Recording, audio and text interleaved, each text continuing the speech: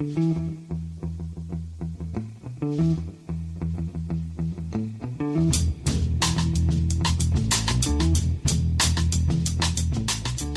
and welcome to The Price of Football, the show that looks at the money behind the beautiful game and, unlike every other pod I'm involved in, has no interest in the Roy in, Roy out debate. I'm Kevin Day.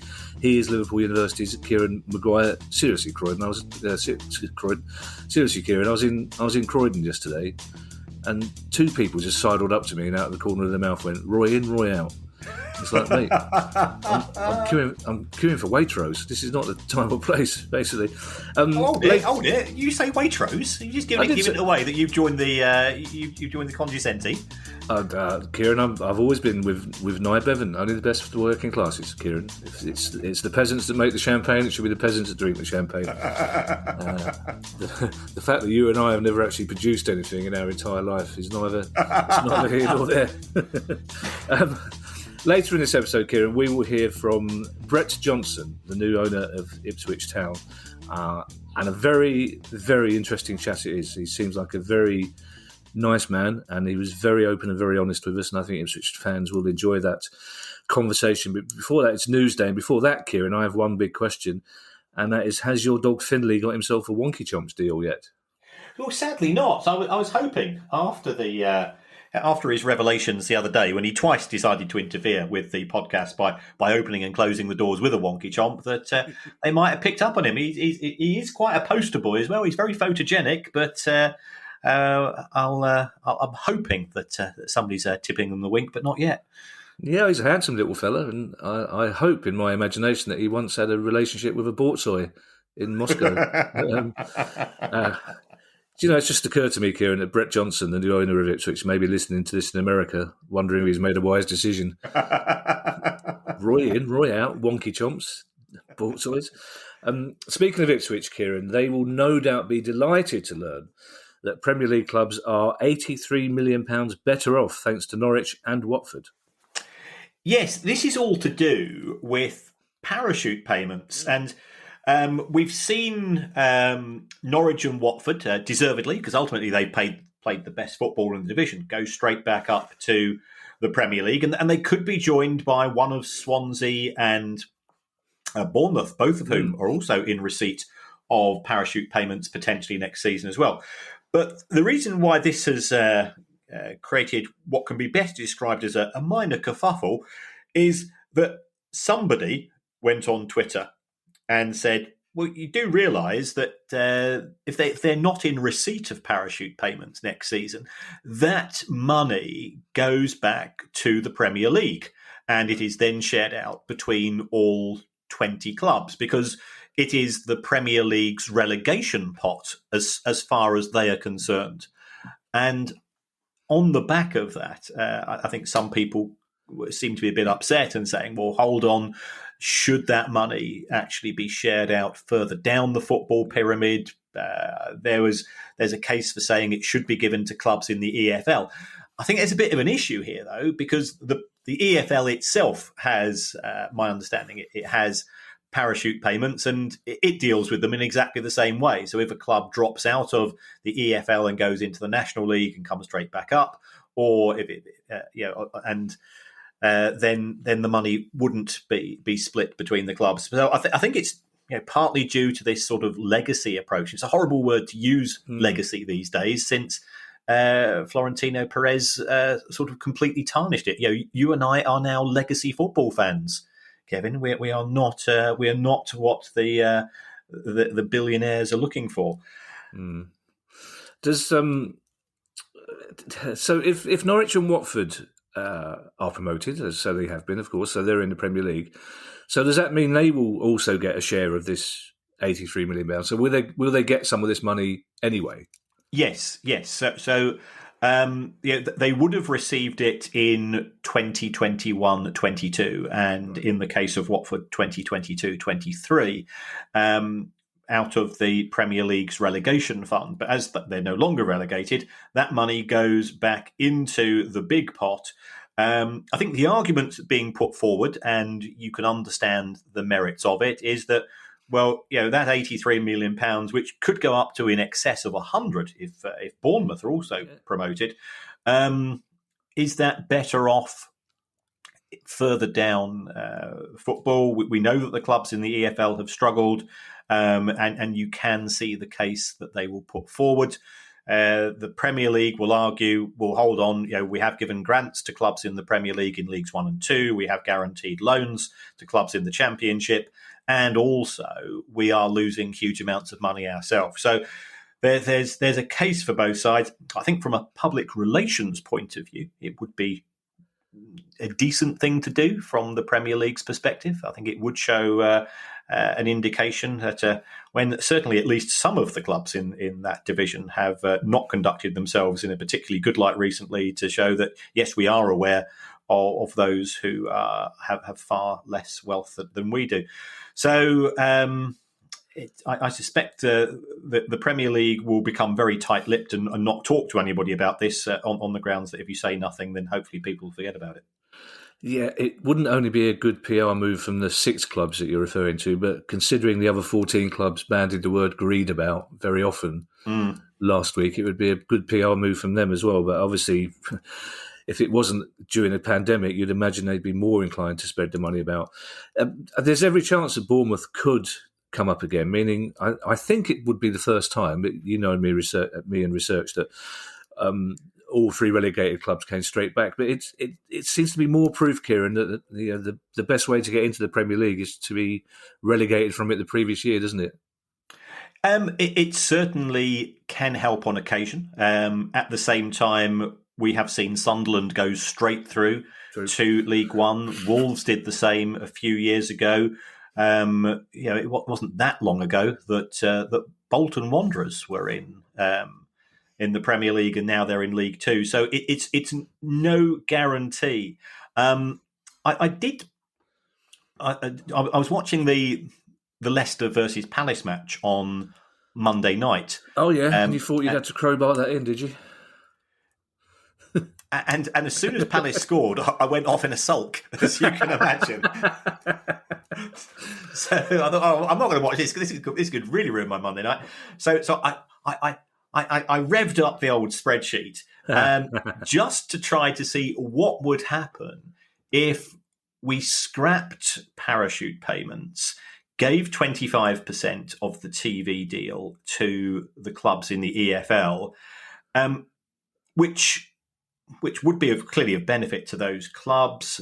We didn't have any of the clubs being able to sell their own rights, but that produces huge discrepancies within the Premier League itself, and the gap that exists is very large. So I thought, well, hold on, let's apply the NFL model, and in the NFL, 60% of gate receipts goes to the home club, and 40% goes into a pool. And remember, this isn't hugely different from where we were, in the mid 1980s. Yeah. And also, as far as merchandising receipts are concerned, that money is pooled as well. So I thought, let's just see whether the numbers work out. Clubs, and I can keep the broadcasting as it is, as far as the Premier League is concerned, and also those clubs that qualify for the Champions League, let them keep all of their broadcast money. And it did produce some interesting figures. It would considerably narrow the gap between the top and the bottom at both the Premier League and the EFL Championship. But the gap between the bottom of the Premier League and the top of the Championship would still be quite significant. So it would address some of the imbalances that we presently have within divisions, but the big one, which I think gives the EFL clubs most consternation, is that gap between divisions. So it can be done. Certainly, I do think that there is scope for a better division of wealth. And I put this out on social media, and somebody says, "Oh, hold on. Has your Twitter account been taken over by Jeremy Corbyn?" And I'm going, well, no, it isn't, because it would still mean that the club at the top of the Premier League has 3.5 times the revenue as the side at the bottom, as opposed to presently where it's 5 times. So it's a question of degree. And if we want to have a mature conversation on this, it's not a case of 1 or 10 on a scale. It needs to be more nuanced than that. But I suppose there are better ways and better places to debate that than social media. So, my fault to a certain extent.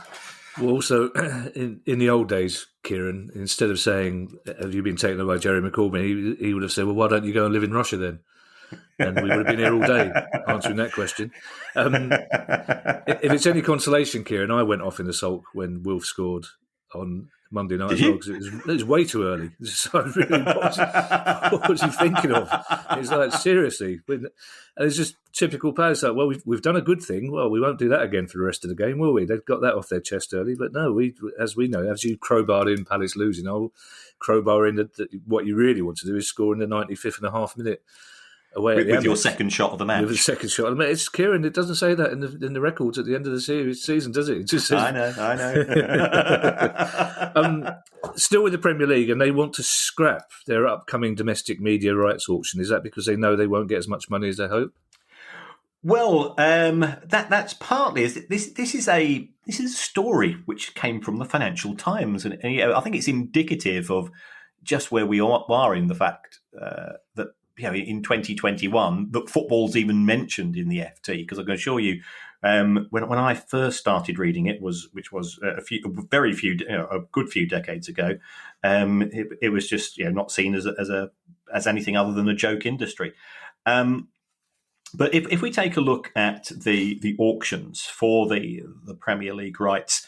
In 2013, they went up by 70%, and in 2016, they went up by 70%. So there was Sky and BT who were fighting for space on your TV and using the football as a means of doing it. And then they realised that actually it's probably not a wise way to behave. All we're doing is we're incurring huge costs, and ultimately, there's a fixed number of people willing to watch football. So in 2019, the value of the rights fell domestically by 10%. And we should normally have heard about the new Premier League TV deal that's due to start in 2022. So we're only 14, 15 months before that kicks in. Reading the Financial Times, it sort of hinted that there were some clubs, and I think we can guess which 6 clubs this might involve. Some clubs seem to be wanting to delay those negotiations. And this is because the reason why Sky and BT play for the rights, some of the football is absolutely amazing, and the coverage, I think, from both channels is top draw. But the fight for Champions League places does drive a lot of interest in terms of viewing figures. And of course, what would not be happening next season would be the fight for the top 4, because if the 6 clubs have got their way, they've automatically qualified. So why are we watching a match? If it was West Brom versus Spurs, would I be watching? If Spurs were 5th but guaranteed a place in the Super League, and West Brom, I might even go out for a walk with the Baroness and sort of try to save my marriage, as opposed to. Well, do you know what, Kieran? If you're trying to save your marriage, I wouldn't turn off the Leicester Palace game and switch on a spreadsheet. That would probably be my advice. The Baroness must have she must have thought, Palace was scored early, he's got the hump. He might spend some quality. No, he's got a spreadsheet out there. Okay. So what the Premier League are hoping to do, and under normal circumstances, they might be a bit wary of this, because under competition law, they have to be seen to be going to a fair method, a fair auction of the rights. But what they're hoping to do, sort of on the back of COVID, on the back that quite a few of the clubs still have some positive vibes from the government because they've not used the furlough. And therefore, they have been seen that they have showed some financial responsibility, is to roll over and repeat, which No, I won't say that. I won't go down that particular rabbit hole. But to roll over and repeat the existing relationship they have with their senior partners in the form of Sky, BT, and Amazon, and hoping to keep the same amount of money. So we would drop from having every single match on television, as we have at present, to just 200. In theory, it would involve a return to 3 p.m. kickoffs with a blackout, although, again, that could be up for debate, and actually have matches taking place at the same time, which is something which we've not experienced for 8 or 9 months. So, there are these proposals. And if they did that, I think actually it'd be pretty good value as far from the Premier League's point of view, because the French TV deal was collapsed. The German deal's down around about 10% at least. Italy and Spain aren't looking great. If I was the Premier League and Sky and BT offered the same money, my gut reaction as a completely independent and unassuming observer would be to say, snap the hands off. It's funny. I think most football fans, counterintuitively, would breathe a huge sigh of relief if you couldn't watch every game. I think that would be so relaxing.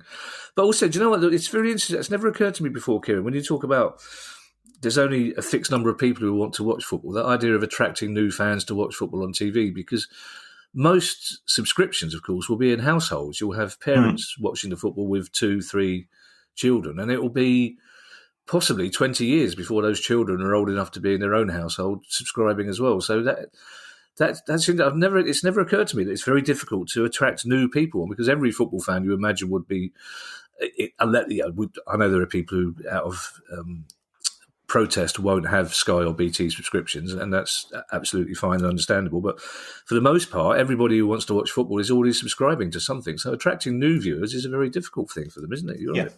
Yeah, and the big fear of the broadcasters is people cutting the cord, and football is the equivalent of, I'm trying to remember this, was it Soma in Brave New World that Aldous Huxley used to write about? Yeah. Like many books, Kieran, I read it when I had to read it, and then decided to read things I wanted to read, so I could Google it. I loved it. That's part of the whole world of literature. Some things we like, some things we don't. I mean, I could Google it, Kieran, but as it happens, I don't know how to Google stuff when I'm recording things, so that's a sign of how old I am. And you mentioned social media earlier. You caused quite a stir from anxious Liverpool fans when you talked about their latest set of accounts, which have just been released. Well, yes. I mean, I think they're actually in the context of a Premier League which is in the middle of a pandemic. They're quite solid results. So on a day-to-day basis, they lost 74 million quid last year. They managed to reduce that by about a third by a couple of player sales. Their losses, the fact that their losses were lower than those of Bournemouth and Southampton in terms of operations is, I think, testament to just how crazy things got last year. I would stress to everybody, do not take any of the accounts from clubs for last year too seriously, because the COVID distortions in terms of you've only got 31 games in the Premier League, for example, up to the 31st of May when Liverpool's accounts ended, whereas normally you'd have a full season in. So all the TV money from the last 7 games won't be included. Some of the prize money won't be included. There are bits and pieces there which just make the numbers be wary of them. That's all I would say, and let's return to things over a period of 2 or 3 years due to the COVID distortions. The most important thing is that Liverpool Football Club's still in existence, and as far as last year is concerned, just remember it as being the year in which Liverpool won the Premier League. Don't worry about the numbers. Absolutely. How much would John Peel have liked a band called the COVID Distortions? He'd have been all over them, wouldn't he? And for those of you wondering, by the way, my favourite novel is The Master and Margarita by Paul Karkoff, which is arguably the best book ever written, I would say, Kieran. But I've never mentioned it to you before because it's set in Moscow, so it's. I'm gonna get hold of it now. You like it? Yeah, go on. Is it better than Who Are You? Well, it's Who Are You is not a novel, Kieran, is it? It's true. No, but I would not put my own book ahead of The Master and Margarita. The sarcastic cat is one of the finest characters in any fiction. Swansea City have also put out their figures. I don't know why. Every now and again, I'm slightly baffled as to why producer guy picks a club and mentions it, and I always assume it's because there's a problem. It's not a problem. And nobody will see this as an issue apart from me. What I really dislike is where clubs don't actually put out their accounts. They put out a one-page press release which says, these are the numbers in the accounts we want to show to you. Because my first reaction is, well, this is what you want to show to me. There must be something that you don't want to show to me. So Swansea made a profit of £2.7 million, and people say, well, that's fantastic. For 2019-20, yes, they were receiving the parachute payments, but that includes player sales. So, you can accelerate or decelerate player sales to boost your profits or reduce your profits as you see fit. It was noticeable. There was a bit of a negative hit on staff numbers, but again, that's unfortunately is a function of clubs being relegated, and this is one thing which I think people don't see when clubs go down, because normally you say, well, yeah, clubs go down, clubs go up, things replace each other. But when big clubs go down, the likes of Aston Villa and Sunderland, which are pretty big in the city which they represent, the impact on jobs at the club is huge. So Swansea took a hit in terms of jobs, but remember, another club was promoted, so there'll be more jobs replacing it in that day. It's just that when the big clubs go down, the overall impact of employment within the football industry is actually negative. It's not the first time this season we've talked about data breaches, Kieran, but this is quite a serious one. Hundreds of Football Index investors have had their identities revealed by somebody who really shouldn't be revealing people's identities. Yes, the government does take us to task in terms of we should be trying harder in terms of protecting our own online persona, and there's big advertising campaigns out, and there is evidence that there are rogue nations out of there, and I don't want to mention Moscow yet again, but certainly. People who are trying to get hold of our information. Well, under those circumstances, if you are sending out an email to people who have lost money through their relationship with Football Index, use the blind copy option, which is available for all emails.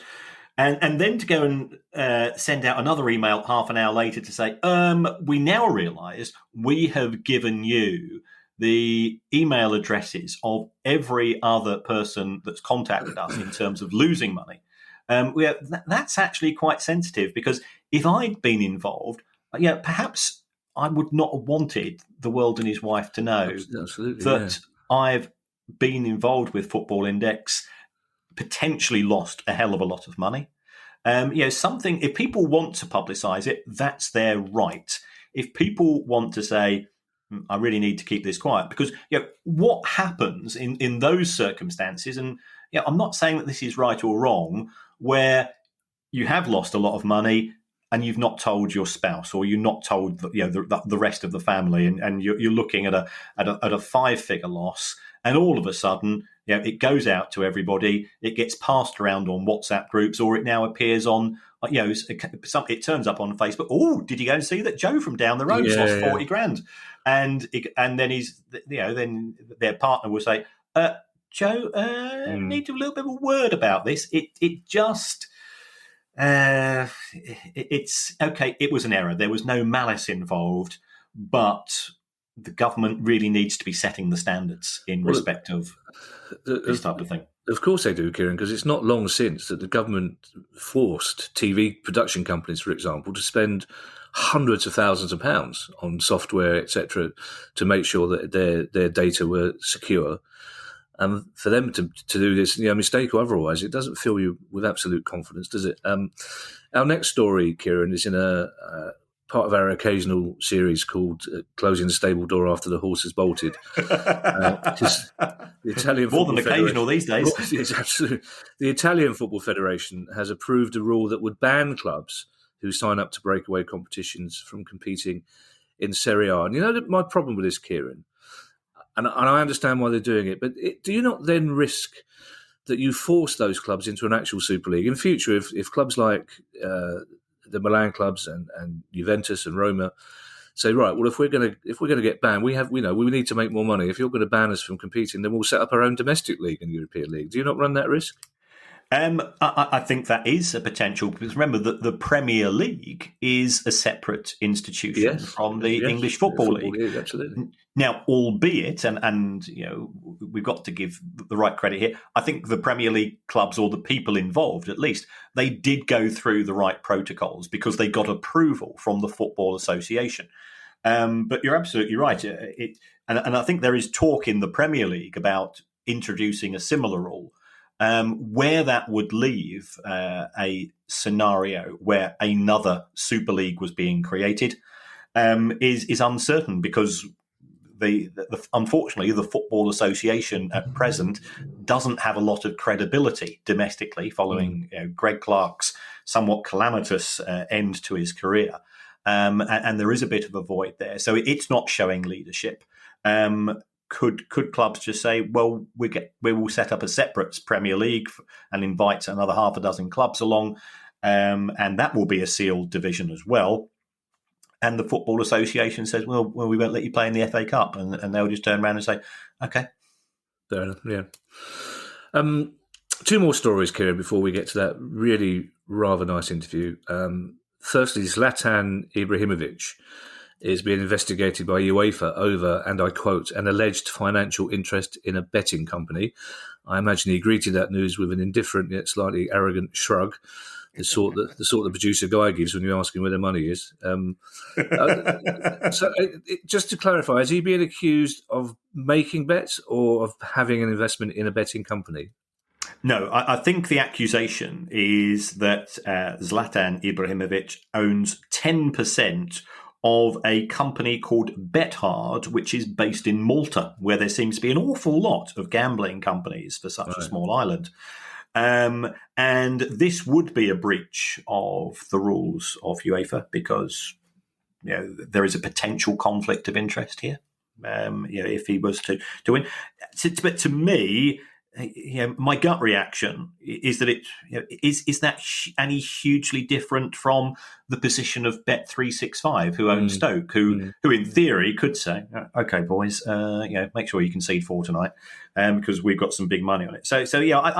It does seem a bit of a strange one. Bet365 have been really good for Stoke City Football Club financially, and as you know, I'm not the biggest fan of the betting industry, but they've been very good for employment in the potteries industry. Did I tell you I used to run a potteries company?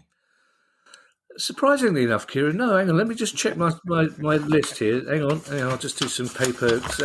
No, I can't see any. No. Hang on, let me see. I've got sex shop, gay nightclub, Blackpool, drug dealers. Hang on, Barbados. No, you didn't. No, I did. Yeah, that had gone bust. That was very good. Yeah, fantastic people. Love the people spoken.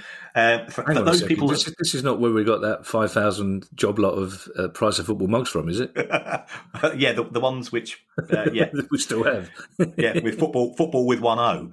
Yeah. Creating scarcity, guy said. Yes, I understand, Kieran. We sort of joked about your conversations with Gordon Brown last time, but I understand that gambling in football was one of the issues he was quite keen to talk about. Yes, I mean, the gambling industry benefits significantly from football because it provides a market which appeals to the demographics which they're chasing. And with the with smartphone technology, you can put on 50 or 60 bets during a match, and indeed, I have friends who do so, and they say it's part of the enjoyment. And there was certainly a narrative until probably 2 or 3 years ago, when perhaps views hardened against the industry, that it's more enjoyable when you place a bet on a match. And we talk to people from those people that have suffered from gambling, that they were sucked into that, and lots of people have lost as a result. So one of the things that was mentioned in the conversation with Gordon Brown was, well, we have a levy as far as horse racing is concerned. Could there be a levy on football bets, which goes into grassroots football? Although my personal view is that I don't see why the football industry should be making up for a cutbacks from central and local government, because that's why they're onto the pitches and the facilities these days. But that's a much broader issue. And yet Gordon Brown, took that on board. Bet365, I've mentioned them once already. When I had to speak to the all-party parliamentary group on gambling, I did mention that Bet365's total wagers received were 50% of the annual NHS budget. Wow. So how did they respond? Well, in this set of accounts, they're not showing the total value of the bets they've received, which is not much of a victory for anybody. No. But in terms back on topic, he has been charged, Zlatan Ibrahimovic, and the penalties, he could face up to a €100,000 fine, which, let's be honest, he's not going to miss. No. But he could also face up to a 3-year suspension from the game, which realistically would effectively terminate his career. Which I've seen him play. He is a magnificent footballer, and he's controversial with it, but I think it would be a loss to the game if he disappeared. Our last story, Kieran, it seemed slightly comical when it first started, when Spotify founder Daniel Ek publicly stated his willingness to buy Arsenal while the game was going on. But even though his bid has since been joined by Thierry Henry, Dennis Bergkamp and Patrick Vieira, 3 of the greatest players to grace the Premier League, I think you'd agree, it seems to be going nowhere, because the Kroenkes issued a very, very, very, very firm statement last night to say Arsenal is not for sale under any circumstances.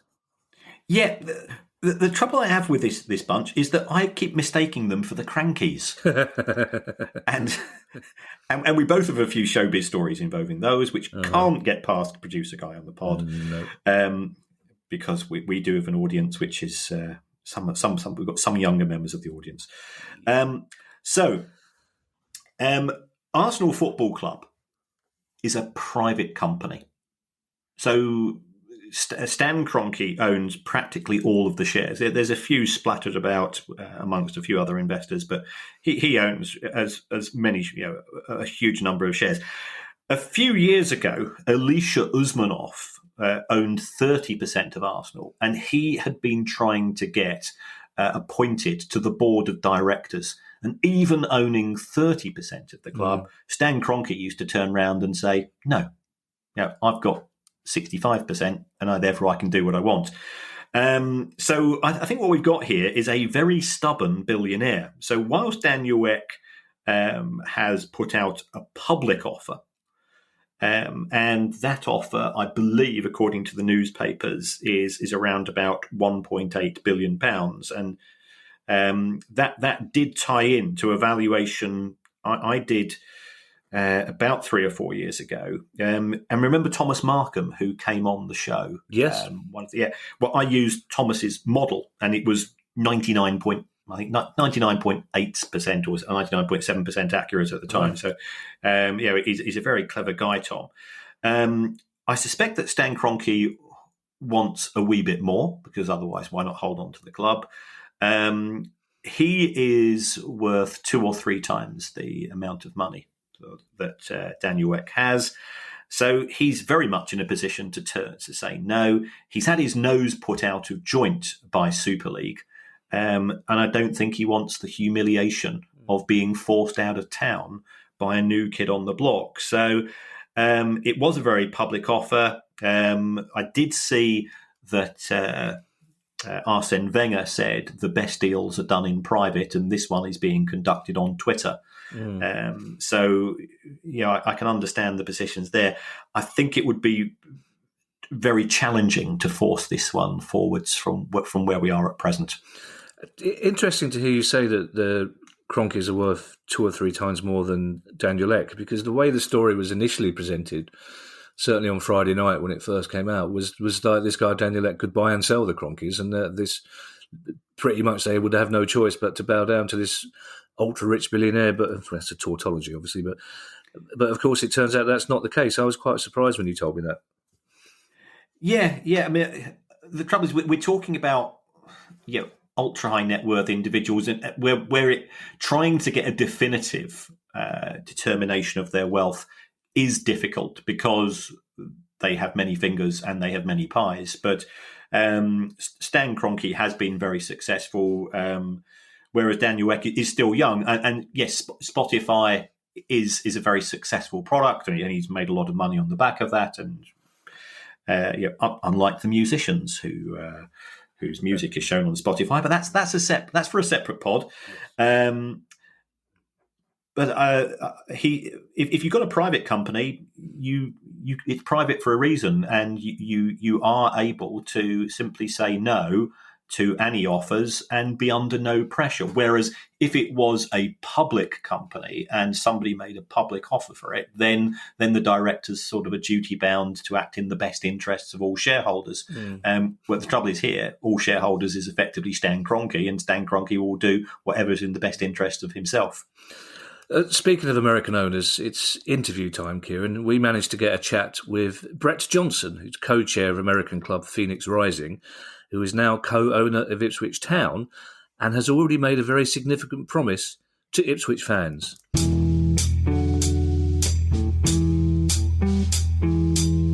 Now, Brett, the first question, and it's an important one, Brett, is are you absolutely committed to getting that tattoo? Oh, that would be one of the happier days of my life.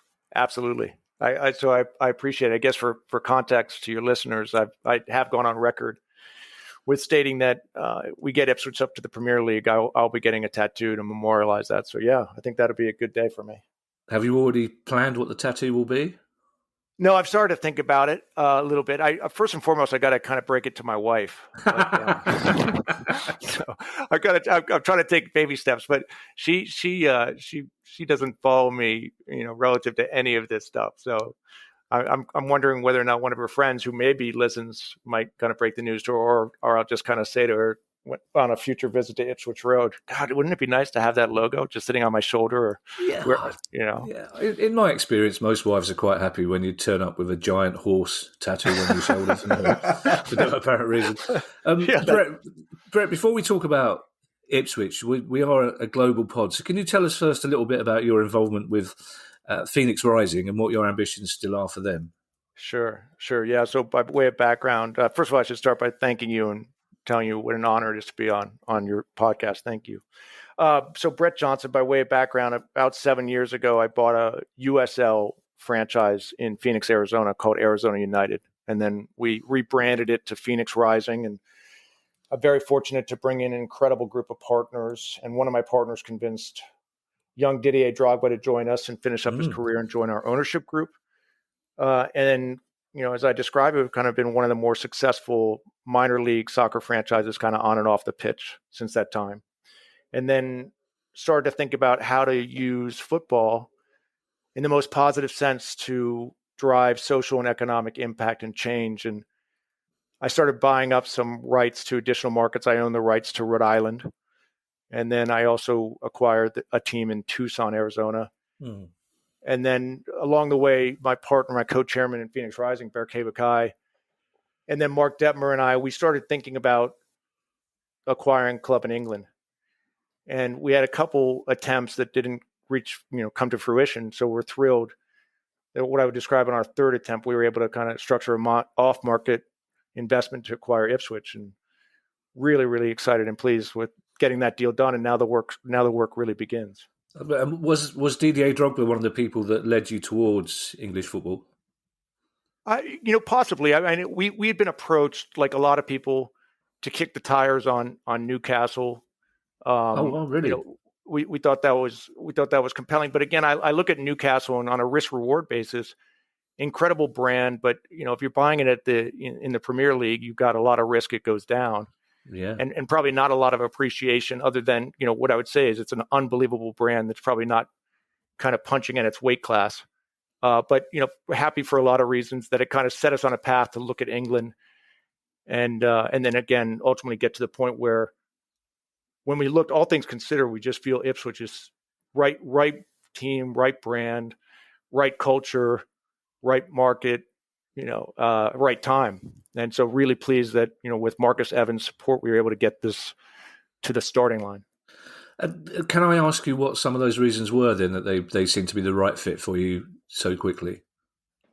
Yeah, I mean, if you look at all the boxes that it's checked on the pitch, I mean, all the cups that it's won, the incredible pedigree of, Alf Ramsey, Sir Bobby, et cetera. Portman Road, as you and I were talking about before. I mean, the iconic place to play. I mean, just such a proud history that unfortunately for, the last decade plus, it has been, punching below its weight class, going in the wrong direction. And so I think, relative to our aspirations, I think there's a lot of ways for us to bring it up, and not too many ways for us to kind of bring it further down. I certainly hope that's the case.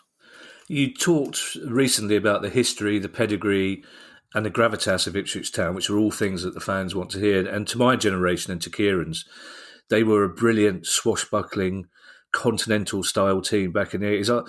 Presumably you're learning more about the history all the time, aren't you? And once you start to meet fans, you'll learn even more about it, won't you? Yeah, every day. And I, with whatever limited free time I have been kind of engaging with fans. And actually, right before this podcast, I was talking to a fan, and he was telling me about his history with the club, and then also just remarking about how it's a club that really would develop talent, would find and develop talent, rather than kind of bringing in big names, where anytime that they've tried that historically, from that fan's perspective, it didn't work out. And I appreciate that. Those kind of conversations, every single one of those kind of lead you to appreciate and understand, what you're a part of. So I'm grateful for that. And you said as well recently that to own a club, you have to live, eat and breathe the stuff 24 hours a day. That's not been an approach that previous owners have always taken, has it? Yeah. I mean, I think you see that in a lot of professional sports where, someone reaches a certain milestone with their balance sheet and then looks at these as potential trophy assets. And I think, maybe some of them can back into some success. But, from my perspective, I've always kind of approached this as a business. I've always kind of felt, but by extension, it's not an ego play for me. I really want these clubs to succeed, and they've got to succeed by winning. And then they also have to succeed by being a big and important part of the community. And that's where I feel very fortunate, starting with Phoenix and now extending over the pond, to be working with clubs that really do have the ability to kind of positively impact the community. And I always feel an incredible responsibility. I honestly, I don't say this just, for a soundbite.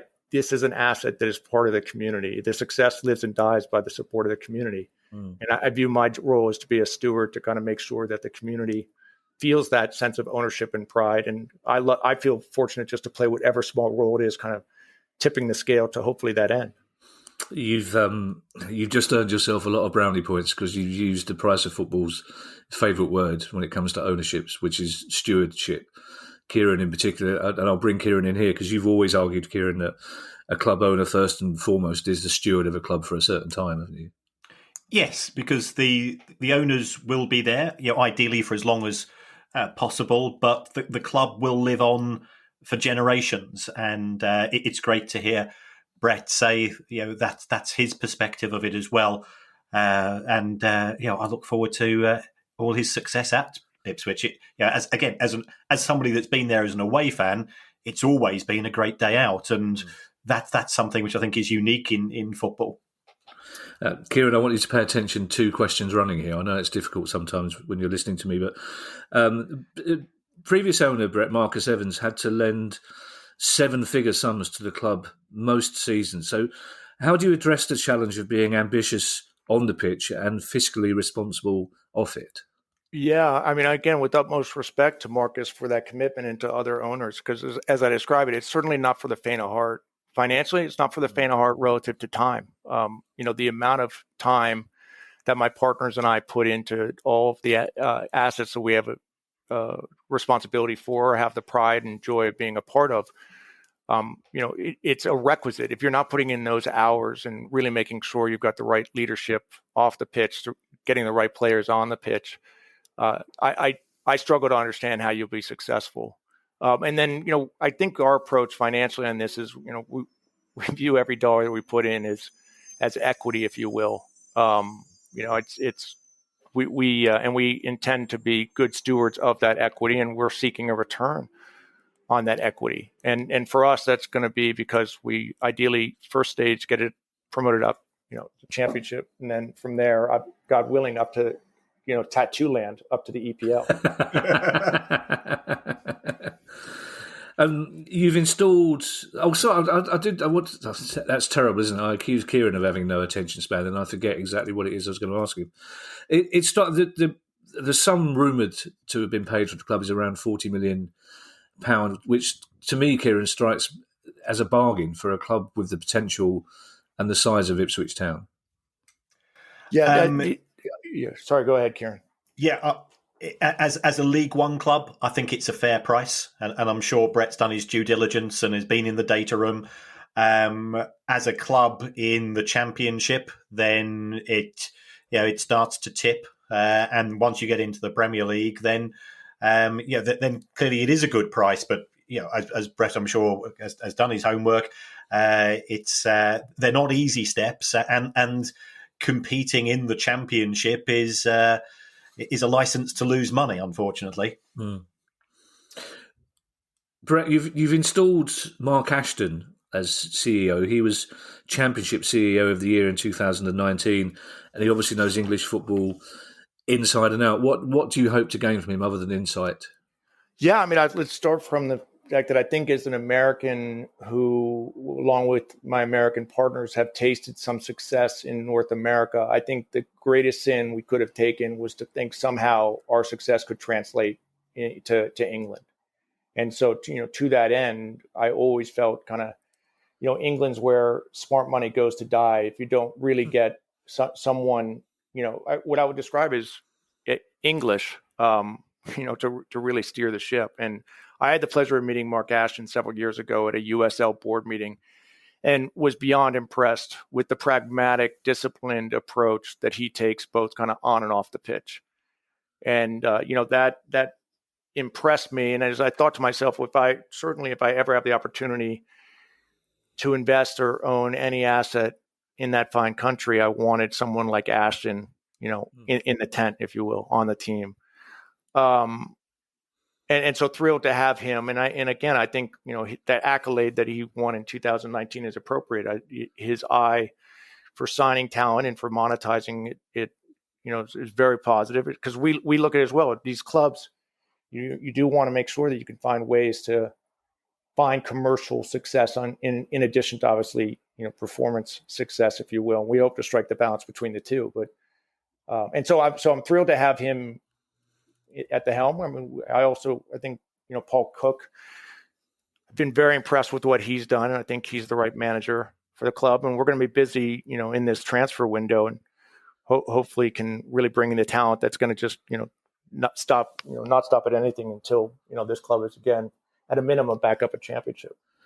There was talk of dramatic wholesale changes over the summer. Is that just to playing staff?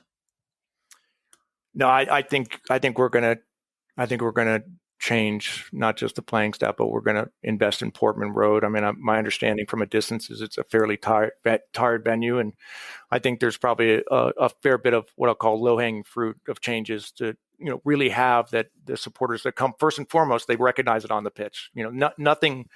Nothing more important for us than immediately having what I'll say is that the 18 that are dressing are going to do whatever it takes and literally to win, to get those 3 points, week in and week out, game in and game out. But that being said, I mean, I certainly want all of the fans, the supporters that come from such great distances to support this club and who have stuck with this club during such dark days. Absolutely, yeah. I want them to kind of sit there and be like, you know what, I noticed the food was better. I know the seat was cleaner. I noticed the scoreboard was new. Just all those elements of it where they go away and, ideally they start to turn to others in their universe and say, hey, you got to join me next time at Portman Road. We're really starting to, the club's going in the right direction. Yeah, you might start by doing something about the wall at the back of the away end, because last time I was there, I accidentally knocked myself out over exuberantly celebrating what turned out to be a disallowed goal. It's very hard concrete, Brett. You might like to do something about that. Okay, we might get you a helmet too. It sounds like you get very. That's not a bad idea actually. Like a toddler, yeah, it might be safer to put a toddler's helmet on. You mentioned talking to individual fans earlier on, Brett, and it's clear that you're already establishing a relationship with them. How do you plan to engage with Ipswich Town fans as a community about your plans? Do you intend to keep them involved in what you're going to do and keep them involved at every level of the consultation process? Absolutely. As much as I can. There's a limit, to a certain degree, but I'm blown away. Early on, this gentleman Graham Brooke had reached out to me about his book Adventures of a Tractor Boy, and I was very quick, and to buy a copy. He wanted to send me one. I said, look, I appreciate that. I'm going to buy it. And read it. And was in awe of his support. And, if we could clone individuals like Graham, and in many respects, there are thousands of them, in Ipswich, and there are thousands of them with these clubs all across the world. I mean, they really do.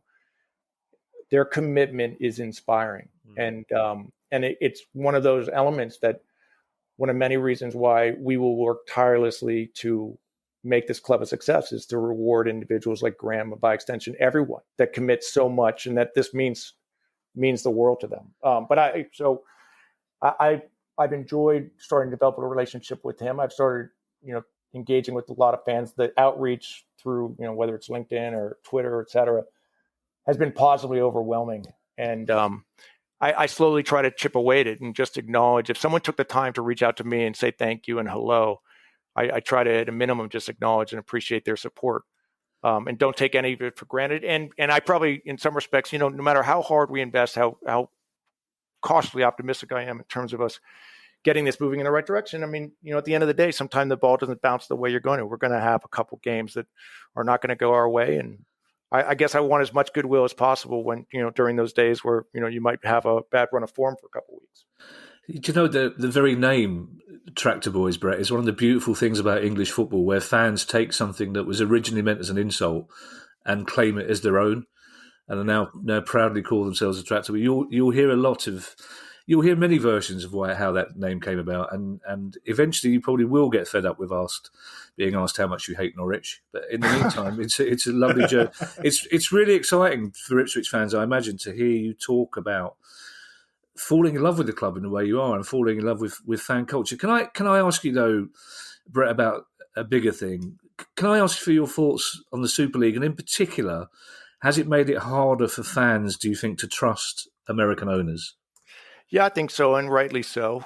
As I said, Berkay and I were very quick to kind of, as I describe it, be on the right side of that. But that wasn't even a debate for us. It was, it was just natural and instinctive. I had a lot of friends reach out to me, immediately ask me what my thoughts were, and I was very quick to say, I hope it dies a very quick and painful death. And I'm very pleased that it did. What I find interesting is whether it has any repercussions in some respects in North America. In the sense, does it potentially start to precipitate more of a dialogue about pro-rel in these markets here? I don't say this because I play in a league that would benefit from promotion, because over the last 3 years, Phoenix Rising would have been promoted each of the last 3 years if we had that system. And I honestly don't say it because I sit there and go, God, wouldn't that be great? We'd just save a lot of money. We'd go up, we'd be worth that much more money. I genuinely believe it's just a lot more exciting. And it's not just in the sport of football. I mean, you can watch an NBA game kind of early in the season that has almost no bearing between two teams. At some point, if they're no good, you start wondering about what their draft pick is going to be. Versus, wait a second, we might actually go down a league. And so you'll find few Americans, I think, that are a bigger advocate or proponent of pro rel than I am. It's one of the things that we talk about a lot on the pods, Brett, and it's one of the things that English football fans in particular are still surprised by, is the democratic way that American sport is run, as you'd say, draft picks, distribution of merchandising wealth, etc. Are you aware of what most football fans consider a very unequal distribution of money in English football? Yeah. I mean, it's fairly clear, and I think it became even more clear by this, ostensible power grab that again, failed miserably, but I think it's a sign. In some respects, it wasn't necessarily a sign of strength. It might, you could look at it as a sign of weakness, just given, what I would describe as kind of the irresponsible nature of the sort of balance sheet management of some of those bigger clubs. I mean, it's staggering to think the sums that gets expended with very little or no return. So it'll be interesting to see what the ultimate reckoning is, relative to those clubs, relative to some of the American owners associated with it. I do probably suspect a fair bit of it will blow over time, but we'll see. I also usually say whatever I say, whatever my pundit is, you should take the opposite of. So keep that in mind too. Yeah, Kieran does that with me pretty much. That's how the pod works. It's been a pleasure to talk to you, Brett. As away fans, as I mentioned, Kieran and I have had some great days at Portman Road. And I'm not ashamed to admit that you and I were chatting while Kieran was trying to work the technology. God love him. And the first thing I said to you basically was, if you could get the Drum and Monkey pub reopened in Ipswich, that would be fantastic. But do you know when you'll be able to get here for the first time, when you'll be able to visit Portman Road for the first time? Yeah, so I'm really hoping in August, as soon as that first sort of home fixture of the new season is calendared. I've been easier to break it to my wife about trying to make that trip than I have about talking about a tattoo. But now I got to add the Drum and Monkey to the list. You do. Well, not only that, but also you've promised to take your daughter to Hogwarts. Have you told her? I know. I can't wait. You're going to have to show me where it is. Well, it's not near Ipswich. That's the problem you may have there. Right. Have you told your daughter? Don't worry, I've bought this club. It's right next to Hogwarts. Right. That's right. No, it's my kids are excited, which makes the journey that much more enjoyable. But, again, from my perspective, gentlemen, it's an honor to be on your show. And Kieran, I really am enjoying your book. As I said, I did kind of cut to the chase and go right to the post-COVID world that I need to focus on. But all that being said, it's an unbelievable body of work. And I intend on digesting it and just kind of recognizing all the things I've been doing wrong for the last 6 years. Thank you very much. Brett, it's been a pleasure to talk to you. You talk about exciting. I imagine Ipswich fans will be very exciting listening to this conversation, because it sounds like they're about to embark on a great new adventure, and we wish them all the very best of luck, and we wish you the very best of luck in the future as well. Thank you, Brett. I thank you. I thank you so much. What a pleasure. Appreciate it.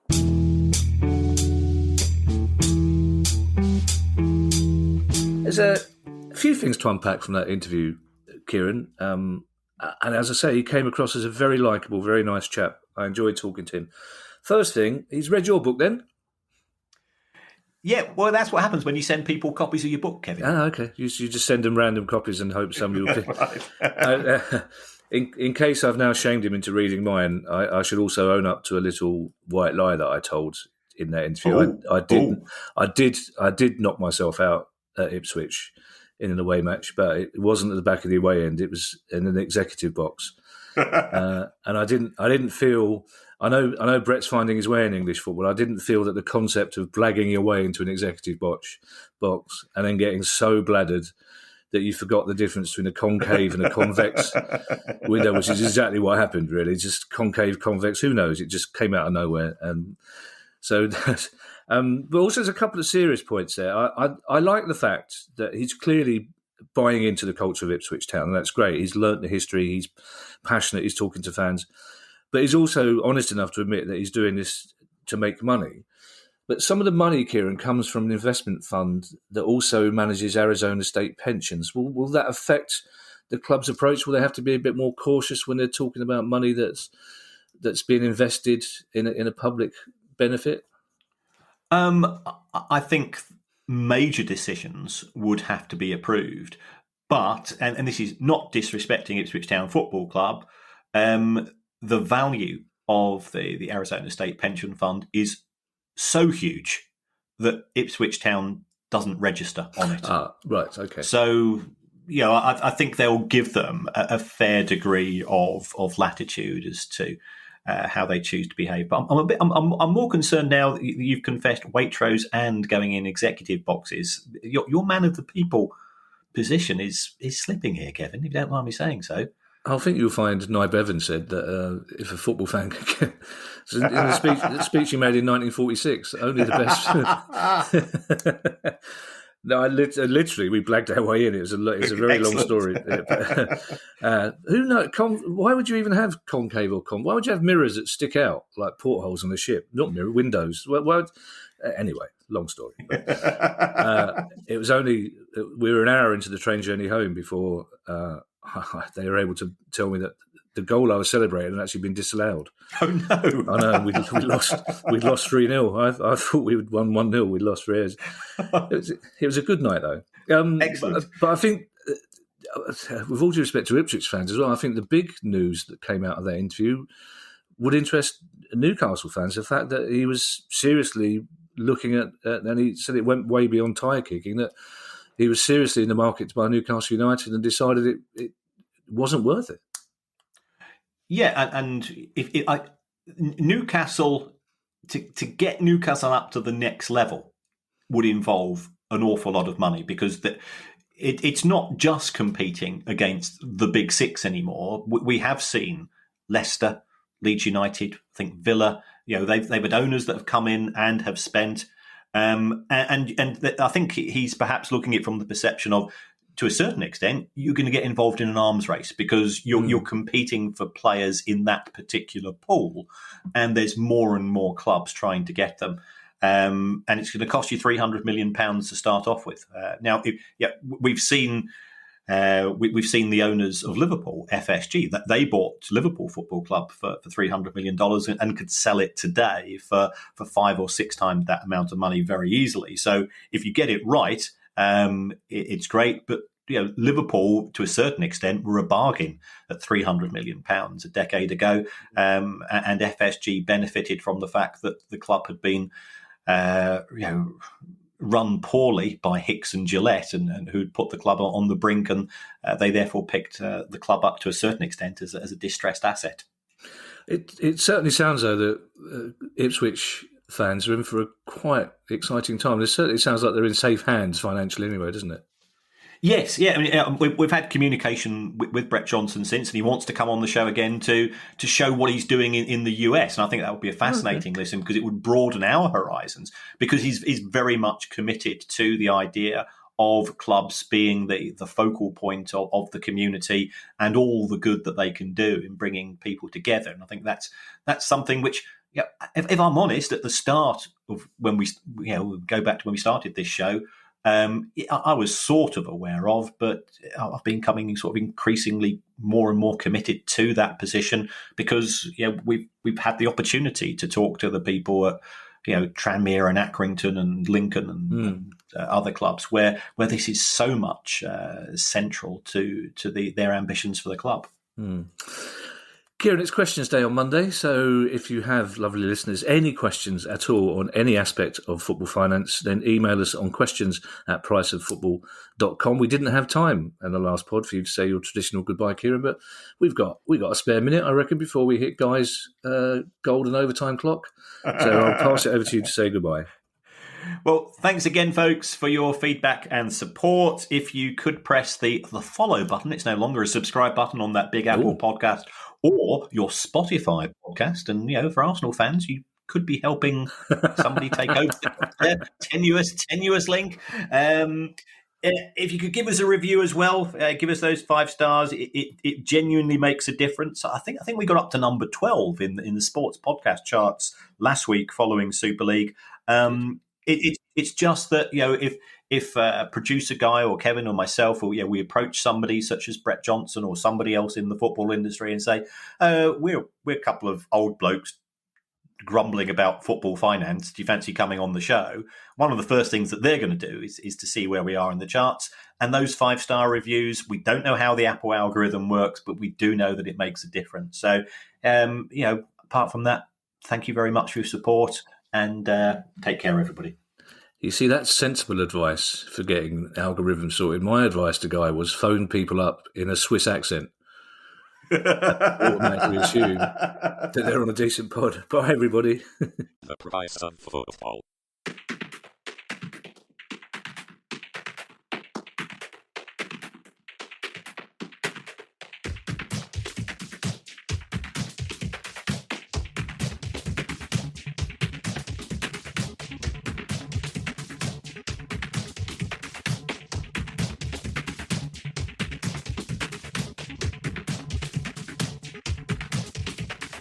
The price of football.